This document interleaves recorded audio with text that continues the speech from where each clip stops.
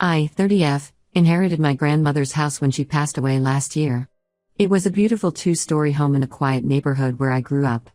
My grandmother lived there for 40 years and kept it in perfect condition. When she passed, she left it to me because I was the only grandchild who spent significant time with her, helping her with groceries and doctor's appointments during her final years. I had already moved to a different city for my job in marketing, so the house was sitting empty. I was planning to eventually sell it but hadn't gotten around to listing it because I was dealing with my grief and focusing on my career. My sister Carol, 35F, and I grew up visiting the house every weekend, and it held a lot of memories. Some background about our family: Carol had her daughter Phoebe, 20F, when she was just 15. It was obviously a huge shock for everyone, but our family pulled together to help raise Phoebe. Carol finished high school and later got her associate's degree while our parents helped with childcare. I was only 10 when Phoebe was born, so we grew up more like sisters than aunt and niece. We were always extremely close, and I felt very protective of her. Phoebe was a bright student and got accepted into community college last year. That's where she met Harold, 22M. He seemed decent at first, had a steady job at a local warehouse, treated Phoebe well, and appeared responsible. He even impressed our parents by always showing up to family dinners on time and bringing dessert. Carol was a bit wary because she didn't want Phoebe to repeat her own history of becoming a young mother, but Harold appeared to be more mature than most guys his age. Well, despite their precautions, Phoebe got pregnant 6 months into their relationship. They were living in a tiny studio apartment at the time. Harold was working full-time at the warehouse, but between student loans and basic living expenses, they could barely make rent, let alone afford a bigger place for the baby. Phoebe had to drop out of college to work part-time at a cafe until she couldn't anymore due to the pregnancy. That's when I offered to let them stay in my grandmother's house. It seemed like the perfect solution. The house wouldn't be empty, Phoebe and Harold would have space for the baby, and I could help my niece without directly giving her money, which I knew would hurt her pride. The only condition was that they would pay all utilities and maintain the property. No rent, just basic bills and upkeep. Harold eagerly agreed and promised to handle everything. The first few months went smoothly. Phoebe had a beautiful baby girl, who they named Rose. She stayed home to care for the baby while Harold continued working. Every time I called to check in, Phoebe sounded happy and said Harold was handling all the responsibilities. He would even send me occasional texts thanking me for my help and assuring me that all bills were being paid on time. Then last week, I got a call from the electric company about an overdue balance of $3,000. I was confused because Harold had been sending me screenshots of paid bills for months. It turned out he never switched the utilities into their name as he claimed. All the screenshots were fake. He had edited old payment confirmations to make it look like he was paying monthly bills. When I called Phoebe about this, she was shocked. Harold had shown her the same fake payment confirmations whenever she asked about bills. She had no idea they weren't actually being paid. The electricity was still in my name, and the company was threatening to shut it off within 48 hours. I immediately paid the bill to keep the power on for Phoebe and the baby. When I confronted Harold, he gave a bunch of excuses about forgetting to switch the account and having temporary financial difficulties. But Phoebe later discovered the truth: he had been gambling online using the money that should have gone to bills. She found hundreds of transactions from betting sites on their joint bank statement. After this discovery, I told Phoebe that while she and Rose are welcome to stay in the house, I want Harold out. I can't trust someone who would lie for months and gamble away money meant for basic utilities. Phoebe understands my position but is struggling with the decision because she wants Rose to have both parents under one roof. My sister Carol thinks I'm being too harsh. She says Harold made a mistake but deserves another chance since he's Rose's father. She keeps bringing up how she was a single mother and doesn't want Phoebe to go through the same struggles. Our parents agree with Carol and think I should let them work things out as a family. But I don't see gambling and months of deliberate deception as a simple mistake. This wasn't a one-time lapse in judgment, it was sustained dishonesty that put his family at risk. What if I hadn't caught the utility issue and their power had been shut off with a newborn in the house? Phoebe is currently staying at Carol's place with Rose while she figures out what to do. Harold is still in my house, claiming he has nowhere else to go and that separating him from his daughter would be cruel. He's been posting on social media about how I'm trying to break up his family over one mistake. I feel bad about potentially separating Rose from her father, but I also believe Harold brought this on himself. It's my house, and I have the right to not want a liar and gambler living there. Phoebe is welcome to stay if she chooses, but I want Harold gone. Ida for wanting to kick him out? Update: when a lot has happened since my original post. After reading all the supportive comments validating my concerns about Harold, I decided to stand firm on my decision. Many people pointed out that his behavior showed signs of a serious gambling addiction and that enabling him would only make things worse. Phoebe had been staying at Carol's house with Rose, trying to figure out what to do. During this time, Harold started love-bombing her with promises of change. He showed her screenshots of him supposedly closing all his gambling accounts and even sent her links to gambling addiction support groups he claimed he would join. He kept texting her about how much he missed Rose and how a baby needs both parents together. Phoebe was starting to waver. She told me that maybe we were being too hard on Harold, that everyone deserves a second chance. Carol, who had initially defended Harold, was now staying neutral and telling Phoebe to take her time making a decision. Our parents were still pushing for reconciliation, saying Rose deserved a chance at having a complete family. But then everything changed when Mike, 25M, one of Harold's co-workers from the warehouse, reached out to Phoebe through Facebook. Mike had seen Harold's social media posts about me trying to break up his family and felt compelled to tell Phoebe the truth. According to Mike, Harold had actually been fired from the warehouse 3 months ago for theft. He had been stealing inventory, mainly electronics and small appliances, and selling them online to get money for gambling. The company had security footage of Harold taking items during his night shifts. When confronted, he admitted to the theft and was fired on the spot. The company had decided not to press charges if he agreed to pay back what he stole through a payment plan. That's why none of us knew about it. Harold had managed to keep it quiet and had been pretending to go to work every day since then. Phoebe was devastated by this revelation. When she confronted Harold, he initially tried to deny it but eventually broke down and confessed everything. The truth was even worse than what Mike had told us. Harold hadn't just lost his job, he had also taken out multiple payday loans in Phoebe's name using her personal information. He had stolen her social security card and driver's license while she was in the hospital having Rose. The total debt was around $15,000 spread across several payday loan companies. He had been intercepting the mail and deleting emails so Phoebe wouldn't see any loan statements or collection notices. He claimed he kept taking out new loans to pay off old ones, thinking he would win big gambling and fix everything before anyone found out. After this confession, Phoebe immediately went to the police to file a report about the identity theft. Our parents finally stopped defending Harold when they heard about him stealing Phoebe's identity. Carol felt terrible about ever suggesting Phoebe give him another chance and has been helping her contact all the loan companies to dispute the fraudulent debts. I went with Phoebe and Carol to the house to help her pack up her things, and what we found was shocking. The house was in terrible condition.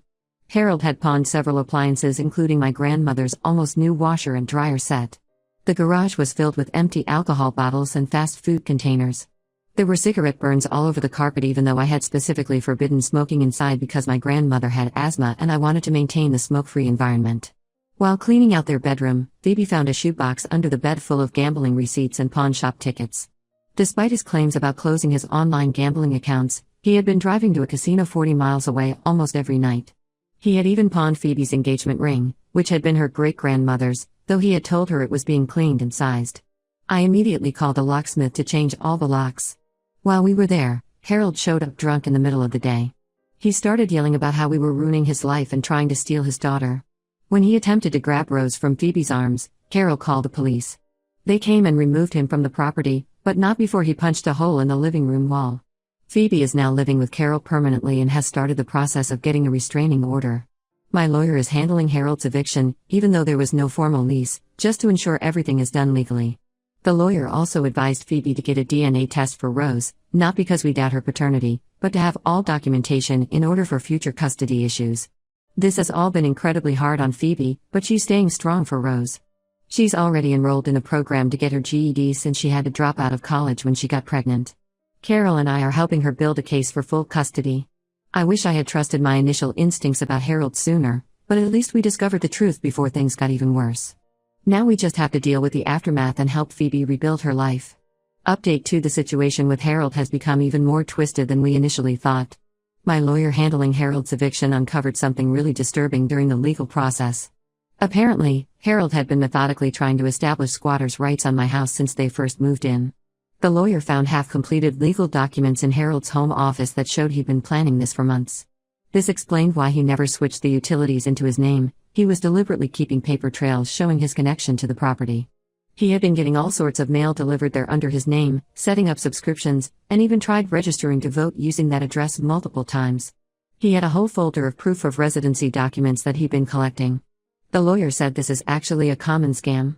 People move into properties with permission, then try to claim they've been living there so long they have rights to the place. They make it extremely difficult for the real owner to sell or evict them. Harold was apparently hoping to drag out any potential eviction process long enough to force me to either let them stay or pay him to leave. But here's where everything got really dark. Phoebe finally went through their old emails and messages after the lawyer suggested looking for evidence of premeditation. She found conversations between Harold and his mother dating back to before she even got pregnant. It turns out they had actually targeted Phoebe on purpose. Harold's mother worked in the administrative office at Phoebe's community college.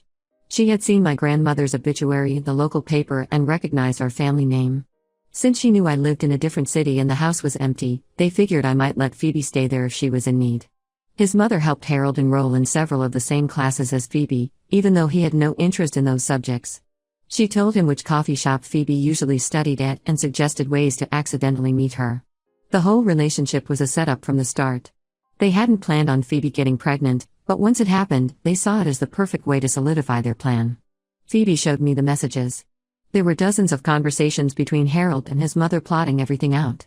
They discussed how to make sure Phoebe kept the baby, knowing it would make it harder for me to evict them later. They even talked about trying to convince Phoebe to ask me to add Harold to the property deed after they got married, which they planned to push for quickly. The police investigation has expanded beyond just the identity theft. They're now looking into Harold and his mother's history because they found evidence this might not be their first time running this kind of scam. They had apparently moved around a lot, and the detective mentioned there were similar complaints in other towns. Phoebe got Rose's DNA test results back, and despite everything, Rose is definitely Harold's daughter. But now we're dealing with new problems because Harold's mother is threatening to sue for grandparents' rights. She's claiming that since Harold is being wrongfully kept from his daughter, he's not, he just hasn't bothered trying to see her, she has a right to visitation. Our lawyer says her case is weak, especially given the new evidence of their scam, but it's still causing Phoebe a lot of anxiety. I've started repairs on the house, but we had to install security cameras first because Harold kept driving by at night and sometimes parking across the street for hours. The police have given him several warnings about violating the direction to stay away from the property, which is helping build the case for Phoebe's permanent restraining order. Carol is furious with herself for ever defending Harold. She's been going above and beyond to help Phoebe document everything for the courts. Our parents finally understand the magnitude of what Harold and his mother tried to do and have stopped pushing for any kind of reconciliation. Update 3 today marked the official end of this whole nightmare. The judge sentenced Harold to 4 years in prison for multiple charges. The final list included identity theft, credit card fraud, violation of restraining orders, conspiracy to commit property fraud, and attempted grand theft. His mother got 2 years for conspiracy and interfering with the investigation. She also lost her job at the college when they found out she had been accessing student records to find potential targets. The house has finally been sold, though I took a significant loss on it. Even after fixing all the damage Harold caused, the property value dropped because of all the police incidents. The neighbors filed multiple noise complaints during the time Harold lived there, and there were too many documented disturbances. But honestly, I'm just relieved to be done with it. I used part of the money from the sale to help Phoebe get set up in a nice 2-bedroom apartment near Carol's house. Phoebe has made amazing progress. She got a job at a local daycare center that allows her to bring Rose with her, which saves on childcare costs. She's enrolled to restart college next semester, focusing on early childhood education this time. Carol and our parents have worked out a schedule to help with Rose when Phoebe needs to study or work extra hours. The custody situation resolved itself in an unexpected way. When Harold realized he was facing serious prison time, he agreed to sign away his parental rights in exchange for a slightly reduced sentence. His mother tried to fight this by filing for grandparents' rights, but the judge dismissed the case as soon as our lawyer presented evidence of their property scam and how they had targeted Phoebe. During the sentencing hearing, we learned even more about their past. This wasn't their first attempt at property fraud. They had tried similar scams in 3 other towns, but their previous targets had been elderly homeowners who were too embarrassed to press charges. The prosecutor said our case finally put a stop to their pattern. Phoebe is doing much better now. She still sometimes struggles with guilt about bringing Harold into our lives, but therapy is helping her work through it. Rose is growing into a happy, healthy toddler who has no memory of all this drama. Carol says she's just like Phoebe was at that age, always smiling and completely unbothered by chaos around her. Looking back, I'm so glad I trusted my instincts when I first discovered the utility bill issue. If I hadn't pushed to get Harold out then, they might have succeeded in their scheme. The lawyer said that if they had managed to stay just a few months longer, evicting them would have become much more complicated. The whole experience has actually brought our family closer together. Carol and I talk almost daily now, And our parents have become much more involved in Phoebe and Rose's lives. Even my grandmother's house being sold turned out okay. The new owners are a young family who plan to maintain all her beautiful gardens. This will be my last update because there's really nothing left to tell. Harold and his mother are in prison, Phoebe and Rose are thriving, and I'm back to focusing on my own life. Sometimes I still feel angry about everything that happened, but mostly I'm just relieved we caught them before they could do more damage. It may not be the happy ending everyone wanted, but it's the right one.